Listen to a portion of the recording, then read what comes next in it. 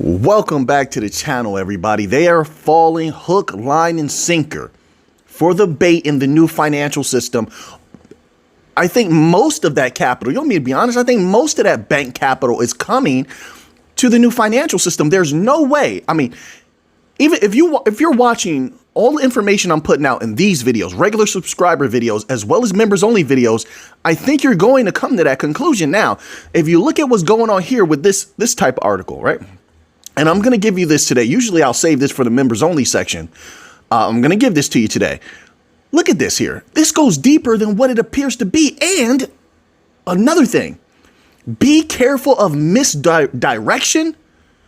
They're using a lot of that lately. They want people to look over this way while there's something really going on over here, and they're telling it and have told it out their own mouths. However,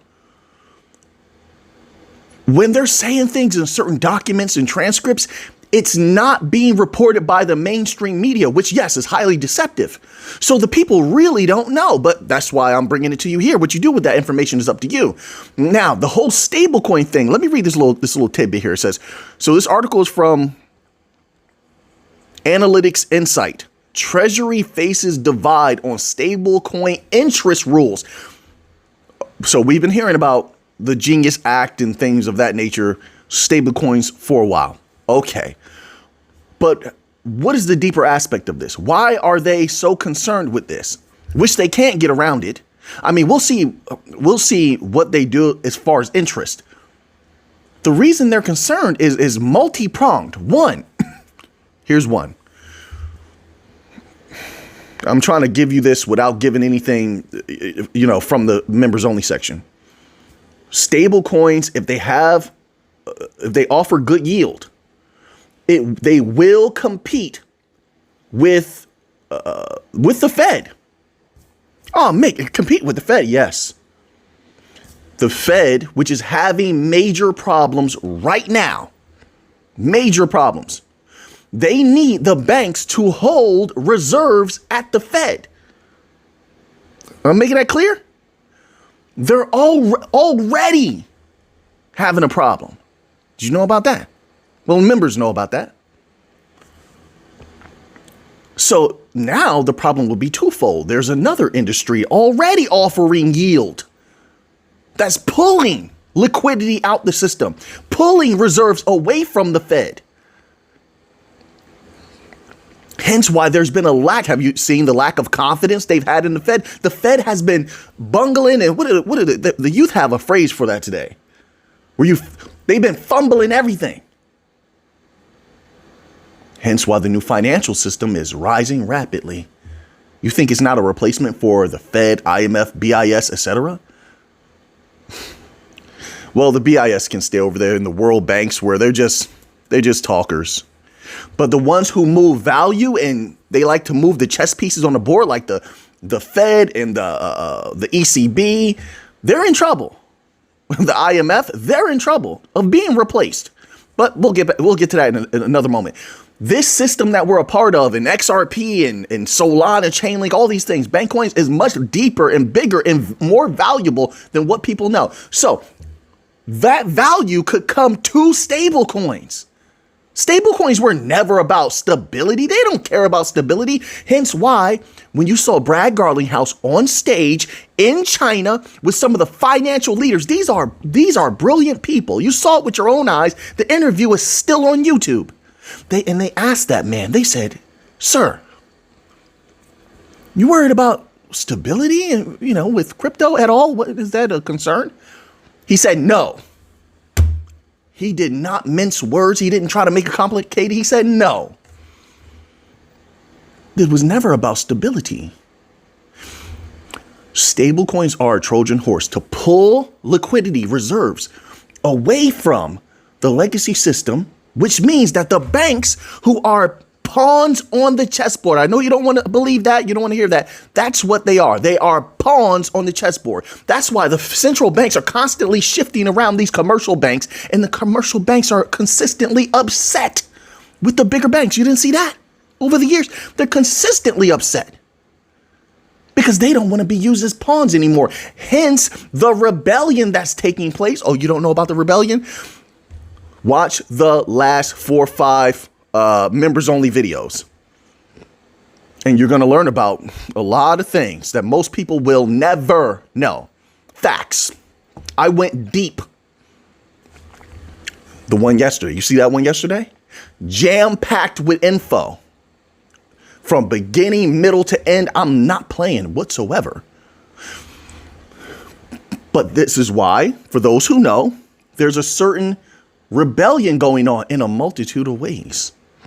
So now, stablecoins taking liquidity from and could possibly take reserves from the Fed. And I know what some people are going to say. They're going to say, Mick, but what if they ban or prohibit yield on the stablecoins? It wouldn't make a difference.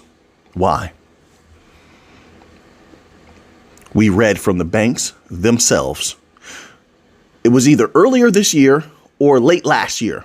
There was a document we covered. And if you remember in that document, what were they speaking about? The banks. They had finally confirmed, because we can speculate all day, but when they say it's like, yes, now we know for sure this is where you want to head. They were speaking about lending and staking. Whoa, what's the big deal with that, Mick? A little bit of lending, a little bit of staking.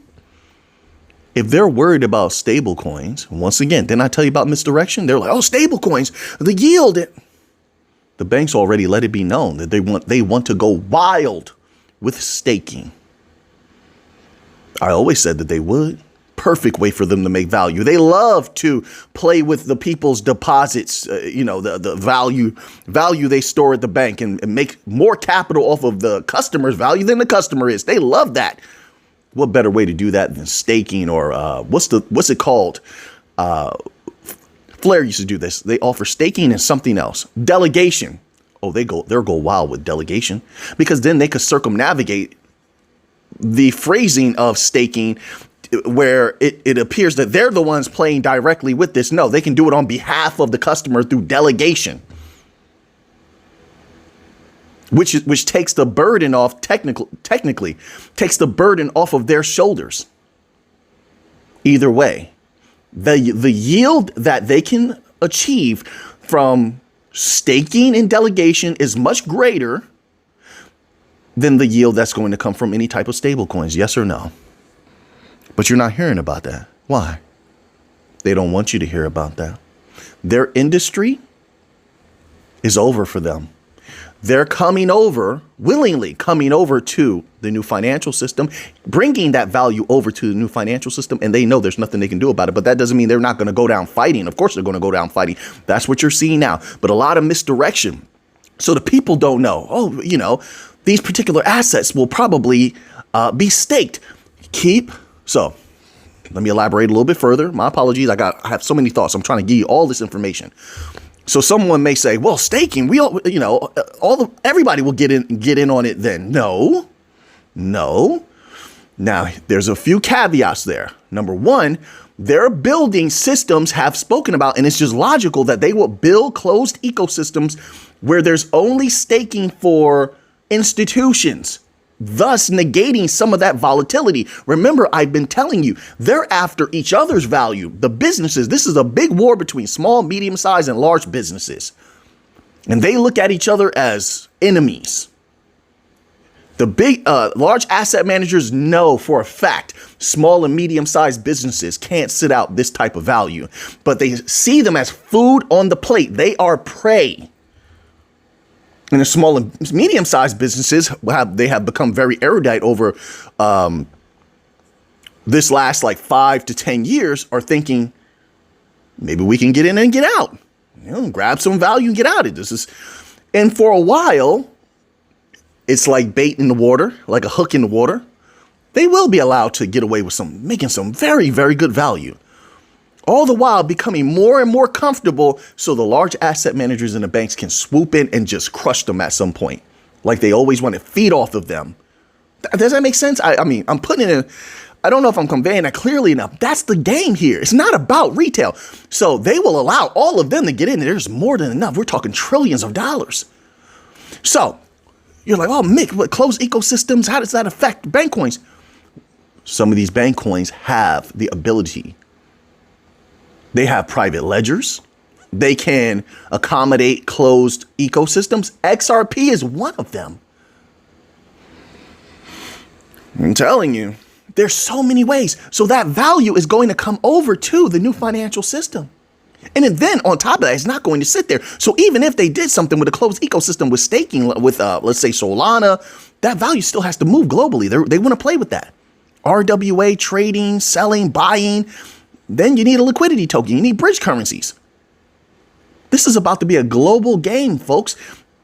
When they said they wanted a one world system, a global system, they weren't necessarily talking about the overt system that everybody sees, although that's what everyone speaks about. That gets clicks and views. Regular people think it's all about them, although they are a part of the system. They're not what these companies are focused on.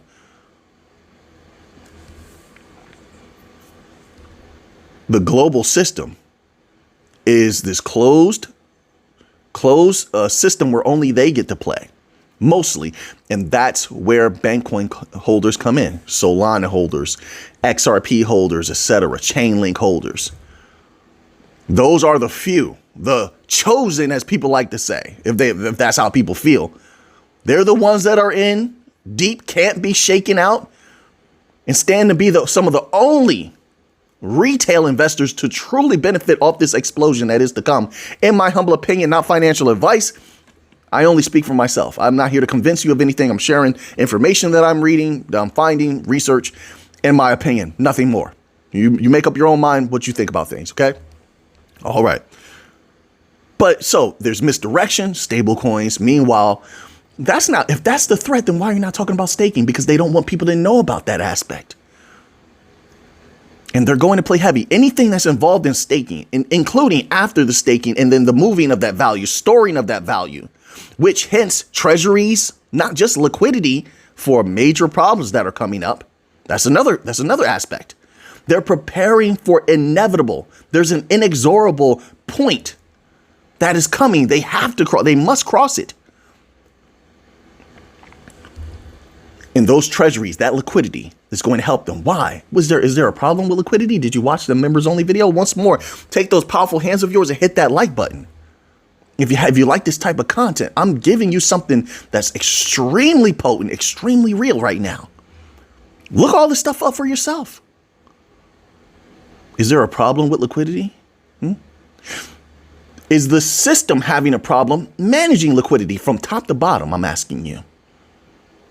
Hence why they need an outside source for liquidity. And they know sometimes the truth can be very hard for regular people to accept. And it's right in front of them the entire time. And that's, and you know, large industry actors, they thrive on that. Let me go here. I'm going to show you, okay? Let's go here. If interest is allowed, either way, they're getting absorbed, parasitized by the new financial system, eaten by it even. In a myriad of ways, the legacy system is over. They have a little while left. There may be little particles of it left, but in a few years' time, what we know of as the legacy system will be no more. It will be something new.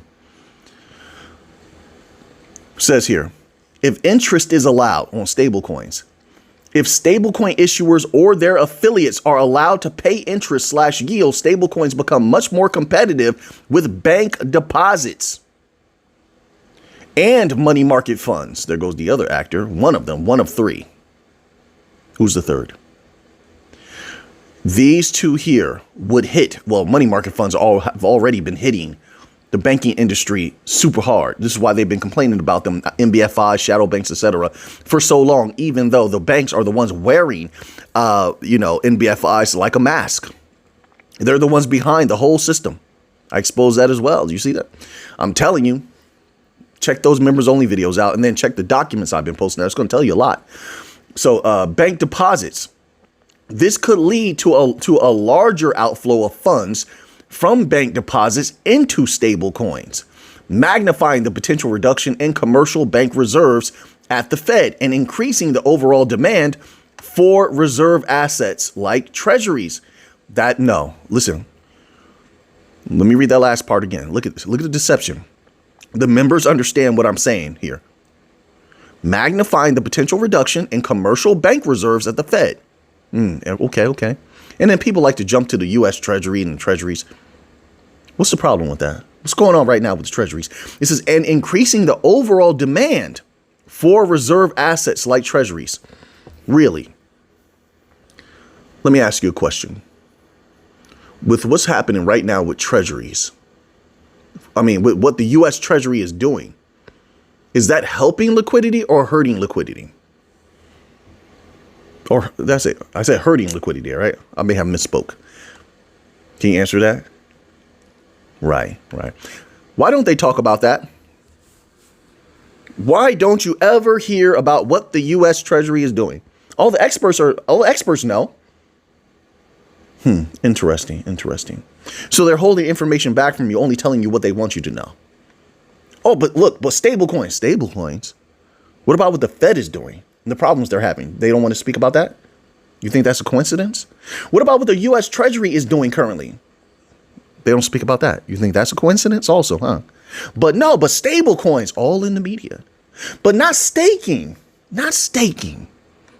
Look over here while we act over here. So, and then you can do a lot with XRP, right? Flare proved that. So now let's go here. I want to show you this.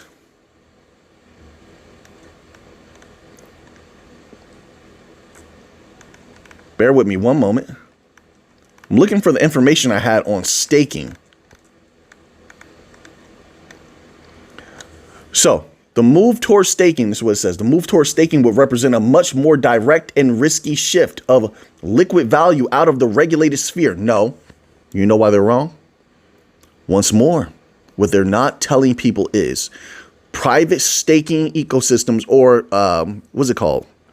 Staking as a service they've been building that for years. And only institutions. It's sort of like you know how they say, well, only in the stock market, only what is that called? There's a phrase. Only certain people can do things. Accredited investors, something like that, can participate in certain activities. Same thing.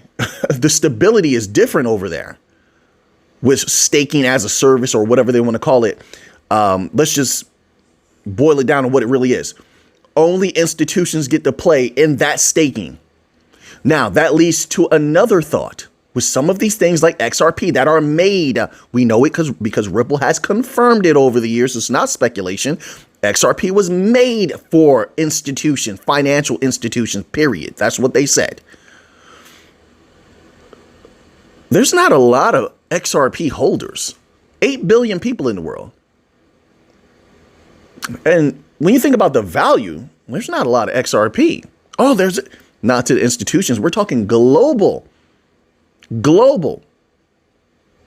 And companies that have unlimited value to play with. If you add it all up together, no, there's not a lot of XRP. They could buy all that XRP up. People will sell. They can buy all that XRP up, or the max that they can achieve, and keep that in closed ecosystems. They can do that. I'm not saying that's what's going to happen. I'm not an absolutist, and I definitely am not a psychic, but we can prognosticate a little bit based on what is actually happening. You tell me, why are they building? So you have something that's built for only for institutions, for banks to use, XRP and other things like it as well. And you have all of these closed ecosystems that they're building too. Ripple's ramping up their privacy aspect for, privacy, security. Who's that for? That's not for you and I and everyone else. That's for the banks and large financial institutions, asset managers. That's who it's for. Put all of that together. Where does that lead? Ripple's constantly pushing XRP on all of these companies, constantly shaking hands and showing new powerful relationships. Where does that lead? You think they're going to sit on the side and let retail, even if it's a small amount, just have that XRP? When the people start selling, when XRP hits $8, $10, whatever, they're going to buy it. Same thing they're doing with Bitcoin right now. They'll let it go up. It goes down a little bit. People panic. What if it never goes up again? Sell. and those companies are going to buy. They've been buying by proxy massively all this time, starting XRP treasuries. I'm just using it as an example. Solana is also highly questionable in this as far as the impact on price because they're known for staking. And you've had a bunch of institutions, just type in on Google search, institutions who have praised Solana or want to utilize Solana or are starting Solana treasuries, things like that. Let that blow your mind. There's a few chosen bank coins. There's not a lot. I think they're poised to take them over so they can play quietly in an environment where the media won't know what's going on. They won't be able to report on it. And they will feast while everyone's keeping their eyes on stable coins, the Trojan horse. This is what's really going on. Because, and another thing, the regular banks want to get away from the legacy system. They don't trust them. They don't like how they've been treated. We've heard it from them over the years. This is their opportunity. Everyone's looking at this as an opportunity, the new financial system, in different ways. This is going to be the biggest scramble for freedom and value that people have ever witnessed. I don't know if anything will ever happen like this again. Not in our lifetimes, I don't think. There will be other innovations that will be impactful to this and probably could profit off of that, but not as impactful as these next 2 to 3 moments in DLT that's coming up. The next few years, who knows when, I don't know. I'm not a psychic. I can only tell you what I'm seeing here honestly from my research and my deductive and inductive reasonings. So, there was something else I wanted to say here. I had a lot of information here. I'm speaking so much from my mind. I'm touching on little things here that then it negates the point of actually reading this stuff. The relevant, so it says here, the removal of intermediaries like commercial banks, from financial transactions, etc. They go into that. So here it is. Staking as a service or institutional staking. They already have that. People are just not paying attention to it. So then if they're going to be playing in this way, then why is there such a big deal being made about stable coins? You can generate much higher yield from staking, from what I remember, than from stable coins. So once more, ask, why all this ruckus about stable coins? So focus on liquid staking tokens instead of direct staking. Institutions often use platforms that immediately issue a liquid token representing the staked asset plus accrued rewards. We know about that. This allows institution to hold a highly liquid asset that can be traded or used as collateral elsewhere, significantly reducing the liquidity risk of the underlying locked asset. Then they have structured products and delta neutral strategies. As the market matures, specialized vaults and structured products are being created. These allow institutions, this is coming from Banking Hub, okay? These allow institutions to earn the staking yield while simultaneously executing hedging strategies like shorting the underlying asset to make the overall position delta neutral. Then it goes into reducing operational risk. This is coming from BitGo. This is the most critical part for a regulated bank. Specialized institutional providers focus on 3 major pillars to minimize operational risk. They go into a little bit of that here. Professional validators and insurance, non-custodial and qualified custody. There's that custody aspect again. Who's involved deeply with custody? So it says here, by creating this controlled, they're talking about those private ecosystems, private staking for only institutions will be involved. So then why all this ruckus about stablecoins? Once more, misdirection. In my humble opinion, stablecoins are the greatest Trojan horse since the War of Troy. By creating this controlled, audited, and often insured ecosystem, institutions are trying to compartmentalize staking. Not trying, they're going to succeed. There is no one even looking into this. The goal is to make it an acceptable form of yield generation. Folks, if you have them pulling reserves, pulling value that typically is held at the Fed, and they're holding it in staking at some point, how does that affect the legacy banking system? They're going down. They have too many problems. Right now, they're already hemorrhaging cash. They're already hemorrhaging liquidity. It's not just the US, it's global. They're going down. Either they have made the biggest mistakes of all time, or this is rigged. They knew it was coming. They wanted to go down. They're going to profit just like we are off the downfall of their system. Gold will skyrocket. Bank coins will skyrocket. Bitcoin will skyrocket from this. And they know it. All right. I'm going to hold off that there. And you know what? I have so much information pulled up. In the next members only video, we're going to cover some of that there as we move along in this series that I've been posting. Let's go here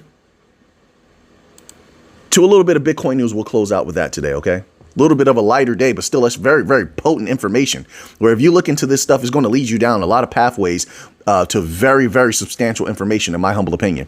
So Bitcoin may launch recovery to $120,000 if this condition holds. In the last week, Bitcoin's correction took another drastic turn as prices retested the psychological $100,000 price zone, triggering heavy waves of liquidation. Although the premier cryptocurrency witnessed some rebound after, the current market price remains 19.02% away from the all-time high at $126,198. In the hope of a sustained recovery, a popular analyst with the X username Plan D has outlined one critical market condition. It's going to fly past $126,000. It's just a matter of when. Too many powerful entities want Bitcoin, and it has become their plaything. They're just positioning a little bit further, allowing medium and small size entities to get in because those are the ones who, pardon my phrasing, are going to get robbed. That price will skyrocket, and then it's going to be a bloodbath. Then it will skyrocket again, rinse and repeat for as long as they can. That's how I look at it. Just my humble opinion. You can disagree. I'm fine with that. In the next post on November 7th, Plan D shares insightful analysis on Bitcoin's latest price movement. The prominent market expert notes Bitcoin's bounce of $100,700 may have confirmed a bottom formation, although price dips below 100,700 could still occur. Plan D emphasized the importance of watching out for a bullish weekly close above this crucial support. Notably, the importance of $100,700 price zone comes from its alignment with Bitcoin's 50-week exponential moving average EMA. Since 2022, this indicator has acted as a crucial metric, with price crosses often signaling a change in market trends. In my humble opinion, folks, Bitcoin is super bullish. And I see a lot of the misinformation out there. They don't want people to know about it. They don't want people feeling bullish about Bitcoin. And hey, that's up to them. I'm not here to change that either. I don't think that the other side should be attempting to control people's, feelings and minds as well. But I certainly am not going to do that. But I personally feel Bitcoin very bullish. All the catalysts continue to grow. We just have a country within the last 2 days was speaking about putting $1 billion into Bitcoin. And I believe, was it Kazakhstan? Let's go here very quickly before we end the video. Let's go to Google. Hold on. Google.com. Let's go to Google. Bear with me. Did Kazakhstan, and I believe I spelled it right. Yes, I did. I did spell it right. Oh, see? My spelling is very sharp. I used to win a lot of spelling contests when I was in school, for sure. I did lose some as well, yes. But I won a lot. Did Kazakhstan speak about buying... Let's just say Bitcoin, and we're going to say today. Since yes, I'm correct.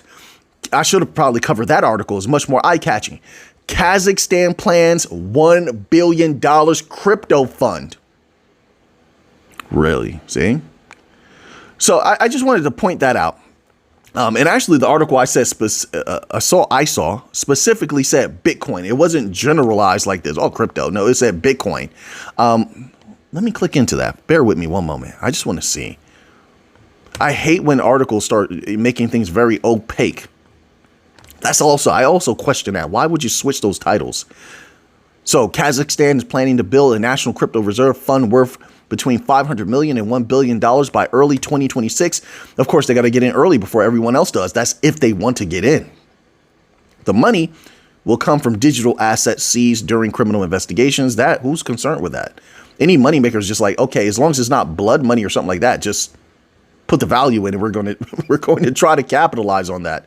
I believe. Instead of stockpiling tokens directly, the fund will rely on crypto-related ETFs. Okay. Talk about the crypto. What did they elaborate on that a little bit? I wish I had the other article, but you can look it up and you'll see. All right. So now that you have that information, what are you going to do with it? I know what I'm going to do with it. So until next time, everybody, let's get to the money.